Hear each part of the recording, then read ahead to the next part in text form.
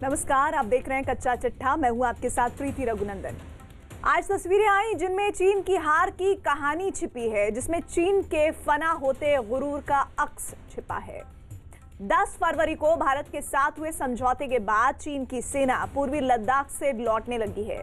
पहले दिन से ही चीन की फौज अपना बोरिया बिस्तर समेटती नजर आ रही थी, लेकिन आज भारतीय सेना की ओर से एक वीडियो जारी किया गया। इस वीडियो में चीन की सेना तेजी से उन इलाकों को खाली करती दिख रही है जो कभी विवाद का एपिसेंटर बने हुए थे। चीन की सेना अपना सामान समेटकर एलएसी से लौट रही है। नई शी जिनपिंग की रेड आर्मी एलएसी के करीब निर्माण को अपने ही हाथों से ध्वस्त कर रही है। खुदाई करने वाली बड़ी बड़ी मशीनों से जमीन को समतल किया जा रहा है ताकि विवाद के निशान बाकी ना रहें। लेकिन सवाल यह है कि चीन की सेना इतनी तेजी से घर वापसी क्यों कर रही है? पूर्वी लद्दाख के बाद क्या दूसरे विवादित इलाकों से भी चीन की फौज अपने कदम पीछे खींचेगी? ये सवाल इसलिए क्योंकि चीन की कथनी और करनी में हमेशा से फर्क रहा है।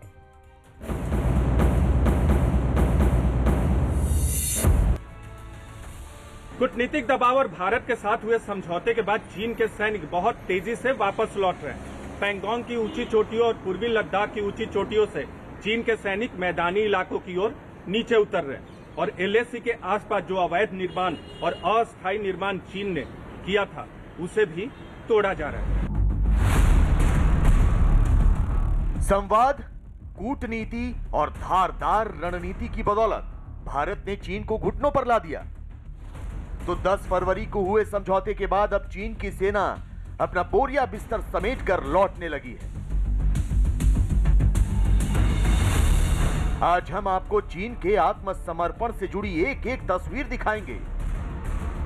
आज हम आपको दिखाएंगे कैसे चीन की सेना पैदल मार्च करती हुए पैंगोंग से लौट रही है, कैसे चीन की सेना अस्थायी निर्माण को अपने ही हाथों से ध्वस्त कर रही है, कैसे चीन के टैंकों का मुंह शांत हो गया और वो बैरक की ओर लौट रहे हैं, कैसे चीन की सेना अपना सामान बांध रही है, कैसे लाल सेना ट्रकों में सामान रखकर रवाना हो रही है। पैंगोंग लेक एरिया में चीन के साथ डिसएंगेजमेंट का जो समझौता हुआ है उसके अनुसार दोनों पक्ष फॉरवर्ड डिप्लॉयमेंट को phased, coordinated and verified manner में हटाएंगे। चीन अपनी सेना की टुकड़ियों को नॉर्थ बैंक में फिंगर 8 के पूरब की दिशा की तरफ रखेगा और इसी तरह भारत भी अपनी सेना की टुकड़ियों को फिंगर 3 के पास अपने permanent base Dhan Singh Thapa post पर रखेगा। इसी तरह की कार्रवाई साउथ बैंक एरिया में भी दोनों पक्षों द्वारा की जाएगी। ये कदम आपसी समझौते के तहत बढ़ाए जाएंगे। सरकार का, केंद्रीय सरकार का, कूटनीति का, सेना का और स्ट्रेटजी का बहुत बड़ा विजय है और आज गर्व का दिन है। देखिए, चीन हमारी इच्छा शक्ति का परीक्षण कर रहा था। चीन समझ रहा था कि ये जो शटलकॉक गेम खेल रहा है, पिंग पोंग हम डिप्लोमेसी हमारे साथ कर रहा है, ज़मीन पे बातचीत कुछ होता था मिलिट्री कमांडर्स के बीच में, लेकिन उसको कार्यान्वित नहीं किया जाता था। तो 9 महीने से ज़्यादा जो ये इच्छा शक्ति की टेस्टिंग चीन ले रहा था, उसमें चीन फेल हुआ और हम सफल हुए। 10 फरवरी को चीन के बैकफुट पर आने की पहली तस्वीरें सामने आई थी, जब पूर्वी लद्दाख से उसके टैंक वापस मेनलैंड की ओर लौटते दिख रहे थे। तो अब चीन ने अपने कदम पीछे खींचने की प्रक्रिया को और तेज कर दिया है। ट्रकों का ये काफिला देखिए। इन्हीं ट्रकों में चीन की सेना अपना बोरिया बिस्तर लेकर रवाना हो रही है। सामने का जो इलाका है उन्हीं को फिंगर एरिया कहा जाता है। तकरीबन 135 किलोमीटर लंबी ये झील है, जिसमें से 40% यानी कि 45 किलोमीटर के आसपास भारतीय हिस्सा होता है और उसमें भी जो है चीन लगातार कोशिश करता रहा है कि एलएसी को बदला जाए, लेकिन अब चीन के सारे मंसूबे ध्वस्त हो चुके हैं और उसको जिस तरह से डोकलाम से पीछे हटना पड़ा था उसी तरीके से अब उसे पैंगोंग। इतने ठंडे टेम्परेचर तापमान को नहीं सह सकते। हिंदुस्तान के सिपाही और जवान -50 में कबड्डी खेलते हैं, और ये चीन के जवान -20 में ये इनको 200-300 ट्रुप्स को बैकलोड किया जाता है रियर एरिया में, क्योंकि ये सह नहीं सकते -20-30। तो कोई दोनों सेना में कोई तुलना नहीं है। भारत के साथ हुए समझौते के मुताबिक चीन की सेना पैंगोंग झील के फिंगर 8 के पीछे अपनी पुरानी जगह पर लौट जाएगी, जबकि भारत की सेना भी फिंगर 3 के पास अपनी धन सिंह पोस्ट पर लौट आएगी। लेकिन इसके बाद क्या होगा? क्या दूसरे इलाकों से भी चीन की फौज अपने कदम पीछे खींचेगी? तो आपको बता दें कि डिसएंगेजमेंट की मौजूदा प्रक्रिया पूरी होने के बाद दोनों सेनाओं के बीच गोगरा, हॉट स्प्रिंग, गलवान और देपसांग को लेकर बात होगी। यही नहीं, चीन की पीठ में छुरा घोंपने की आदत के मद्देनजर भारतीय सेना पूरी तरह मुस्तैद रहेगी। एलएसी से सटे इलाकों पर भारत के रणबांकुरे पैनी नजर रखेंगे, इसलिए क्योंकि चीन के सरकारी अखबार ग्लोबल टाइम्स ने लिखा है कि जिस तेजी के साथ चीन की फौज लौट सकती है, उसी रफ्तार से चीन की सेना दोबारा उन इलाकों पर काबिज भी हो सकती है। यदि मैं चीन को जानता हूं तो वो फिर मौके की ताक में रहेगा और फिर वो आगे बढ़ने की कोशिश करेगा। और देखिए, इस परिप्रेक्ष्य में चीन बहुत ही एडवांटेजियस पोजीशन पे है। क्यों? क्योंकि चीन के जो इंफ्रास्ट्रक्चर है वो उसको मोबिलिटी ज़्यादा देता है। तो हमको चाहिए कि हम मैचिंग इंफ्रास्ट्रक्चर और भी तेज़ गति से डेवलप करें। मोदी सरकार ने बहुत ही अच्छा काम किया है, और जिस तेज़ गति से स्ट्रेटजिक रोड्स बन रहे हैं, जिस तरह मोदी सरकार ने DGBRO, director general border road organisation को फाइनेंशियल पावर्स बढ़ा दिया है, उसके कारण कंस्ट्रक्शन की जो गति है उसमें बहुत तेज़ी आई है। जाहिर है, भारत के डर से ही सही, चीन फिलहाल पूर्वी लद्दाख से अपने सैनिकों को वापस बुला जरूर रहा है, लेकिन उसका शांति राग कभी भी युद्ध राग में तब्दील हो सकता है। लिहाजा भारतीय सेना चीन की हर हलचल पर पैनी नजर बनाए हुए है। बातचीत के साथ चीन के नापाक मंसूबों से भी सेना सावधान है।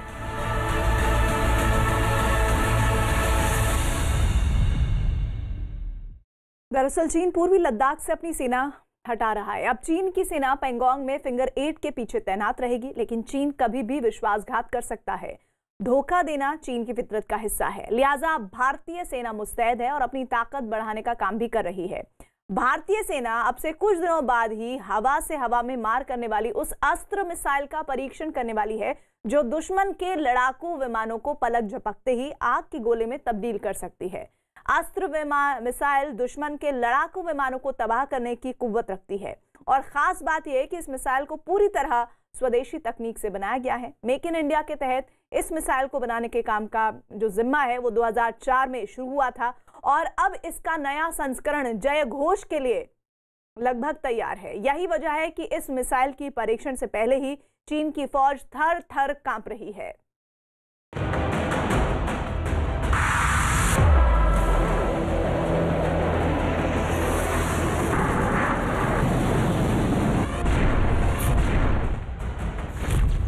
भारत की किलर मिसाइल से घबराया चीन।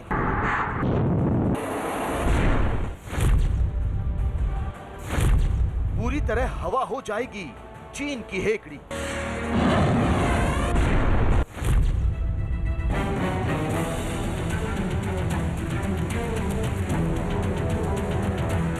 शी जिनपिंग की सेना भारत के साथ हुए समझौते के बाद कंधे पर बंदूक टांगे लौटने लगी है। चीन की पीपल्स लिबरेशन आर्मी ने पूर्वी लद्दाख से वापसी शुरू कर दी है। संवाद के बाद सीमा विवाद का समाधान तलाशने की कोशिशें रंग लाती दिख रही हैं। लेकिन हिंदुस्तान अब भी चौकन्ना है। हिंदुस्तान अब भी चीन पर पूरी तरह भरोसा करने के मूड में नहीं है। लिहाजा भारतीय सेना जंग की सूरत में अपनी ताकत कई गुना बढ़ाने का काम कर रही है, और सेना की उसी तैयारी का नतीजा है लड़ाकू विमान से गोली की रफ्तार से निकलती ये घातक मिसाइल। नाम है अस्त्र। सीमा पर हवाई युद्ध के दौरान चीन और पाकिस्तान की चुनौतियों का सामना करने के लिए अस्त्र मिसाइल भारतीय वायुसेना की बढ़ती ताकत का परिचय देगी। अस्त्र मिसाइल भारत में ही बनी है और विजिबल रेंज के बाहर जाकर दुश्मन के विमान को निशाना बना सकती है। अस्त्र मार्क 2 को मेक इन इंडिया के तहत बनाया गया है और शायद इसकी क्षमताओं की वजह से ही पाकिस्तान और चीन की सेनाओं के पसीने छूट रहे हैं। जिस तेजी के साथ चीन और पाकिस्तान अपनी सैन्य ताकत में इजाफा कर रहे हैं, उसे देखते हुए भारत के लिए अपना रक्षा कवच तैयार करना बेहद जरूरी हो जाता है। लिहाजा हिंदुस्तान की सेना विदेशों से घातक हथियार तो आयात कर ही रही है, मेक इन इंडिया के तहत देश में ही ऐसे अस्त्र तैयार कर रही है जो दुश्मन को नाको चने चबवा सकते हैं। इन्हीं घातक हथियारों में से एक है हवा से हवा में मार करने वाली अस्त्र मार्क 2 मिसाइल। इससे पहले कि हम आपको इस मिसाइल की खूबियां बताएं, इसके बारे में कुछ महत्वपूर्ण चीजें जानना भी जरूरी है। साल 2004 में अस्त्र मिसाइल को बनाने का काम शुरू हुआ। साल 2006 में इस मिसाइल के डिजाइन में कुछ बदलाव किया गया। साल 2008 में इस मिसाइल के आधुनिक संस्करण का परीक्षण हुआ, तो साल 2013 में इस मिसाइल ने परीक्षण में सफलता हासिल की। अस्त्र मार्क 2 मिसाइल को लड़ाकू विमानों में फिट किया जाता है। हवा में उड़ान भरते हुए जैसे ही लड़ाकू विमान को दुश्मन के फाइटर जेट का पता लगता है, अस्त्र आवाज से भी तेज रफ्तार के साथ उस पर धावा बोल देती है और पल भर में दुश्मन का फाइटर जेट आग के गोले में तब्दील हो जाता है। अस्त्र मार्क 2 मिसाइल की इसी खूबी को देखते हुए चीन जैसा दुश्मन भी थर-थर कांप रहा है, क्योंकि उसे अच्छी तरह पता है कि आसमान से भारत को ललकारने की उसकी कोशिश को ये वायुवीर पल भर में जमीन दोज कर सकता है। चीन J-17 हो या J-20 या फिर उसके पुराने जहाज J-11 या J-7, चीन यूज कर रहा है PL-12 beyond visual range air to air missile. Range कितनी है? 60 से 90 किलोमीटर। लेकिन भारत जब अपने जगुआर पर, जब अपने रफेल पर, मिराज पर, अपने तेजस पर 160 किलोमीटर की रेंज वाली अस्त्र मार्क 2 लगाएगा, पाकिस्तान हो या चीन,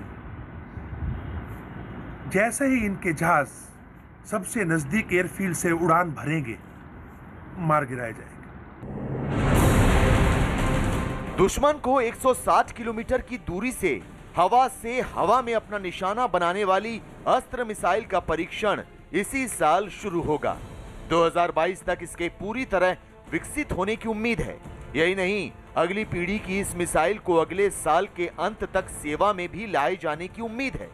तो अब आपको बताते हैं कि आखिर अस्त्र मार्क 2 मिसाइल की ताकत क्या है और इससे डरना क्यों लाजमी है। अस्त्र मार्क 2 मिसाइल ध्वनि की गति से 4 गुना तेजी से उड़ान भरती है। स्वदेशी लड़ाकू विमान तेजस पर इसे 100 किलोमीटर से ज्यादा की स्ट्राइक रेंज की क्षमता देने की कोशिशें जारी हैं। ये मिसाइल हर मौसम, दिन और रात हर समय मार करने की कुव्वत रखती है।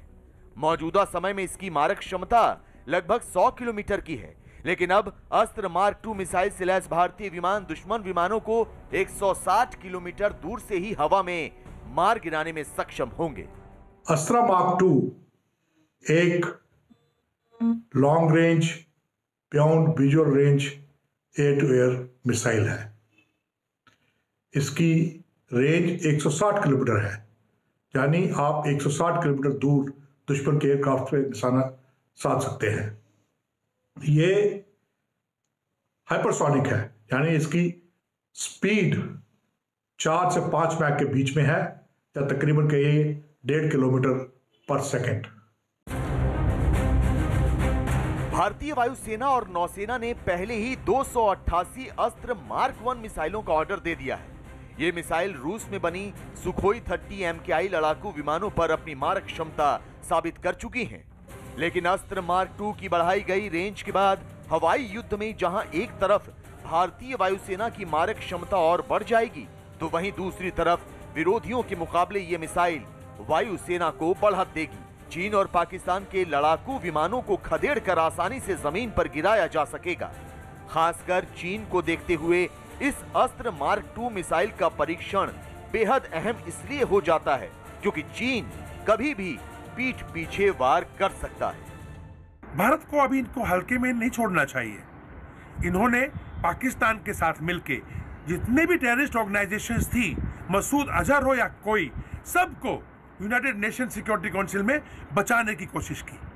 हमारे साथ विस्तारवाद की नीति के अंदर सिक्किम से लेकर के और लद्दाख तक क्षेत्र को हड़पने की कोशिश की। इनको हमें आसानी से हाथ से नहीं निकलने देना है। पिछले साल 18 दिसंबर को रक्षा मंत्री राजनाथ सिंह ने अस्त्र मार्क 1 मिसाइल वायुसेना को सौंपी थी, तो अब अस्त्र का दूसरा और आधुनिक संस्करण परीक्षण के लिए तैयार है। DRDO की बनाई हुई ये मिसाइल पूरी तरह स्वदेशी है और हवा में ही दुश्मन के हमले को नाकाम करने की ताकत रखती है। इस मिसाइल का सुखोई विमान के साथ एक सफल परीक्षण भी किया जा चुका है, तो अब बारी भारत में बने तेजस से इसके जय घोष की।